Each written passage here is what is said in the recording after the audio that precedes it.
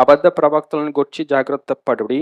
వారు గొర్రెల చర్మములు వేసుకొని మీ యొద్దకు వత్తురు, కానీ లోపల వారు క్రూరమైన తోడేళ్ళు. గుడ్డితనములో, అజ్ఞానములో దేవుని గురించి వారికి తెలియజేయకుండా, సర్వసత్యంలోనికి నడిపించకుండా, యేసు ప్రభు వైపు నడిపించకుండా, ఆ ప్రభు పాదాలను అనుసరించండి అని చెప్పకుండా దౌర్భాగ్య జీవితాలు కలిగి వారిని అలాగే నడిపిస్తూ ఉన్నారు. వారిని అబద్ధ ప్రవక్తలు అన్నాడు ప్రభు. దేవుని వాక్యం తెలియజేస్తుంది, వారు క్రూరమైన తోడేళ్ళు.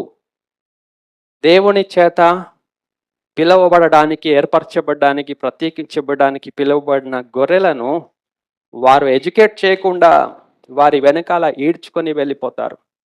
అయ్యగారు యేసయ్య మాట చెప్తున్నాడా, ఈ ప్రవక్త యేసయ్య మాట చెప్తున్నాడా, లేక సొంత మాట చెప్తున్నాడా తెలుసుకోవడానికి మీరు ఆయన చిత్తము చేయ నిశ్చయించుకుంటే, మనము డిటర్మైన్ చేసుకుంటే, ఏం డిటర్మినేషన్?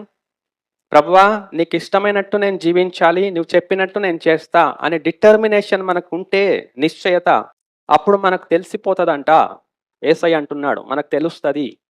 అది ఆ ప్రవక్త మాటల, సొంత మాటల, యేసు ప్రభు ద్వారా చెప్పిన మాటల, పరిశుద్ధాత్ముని మాటల, దేవుని నుండి తీసుకొని చెప్పబడిన మాటల మనకు తెలుస్తుందంట.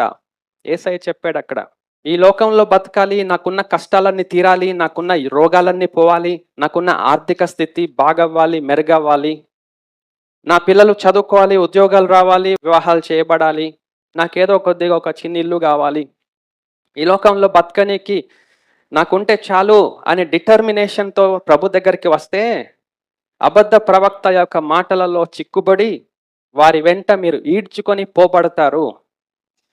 మీరు నశించిపోయే వరకు ఈడవబడతారు.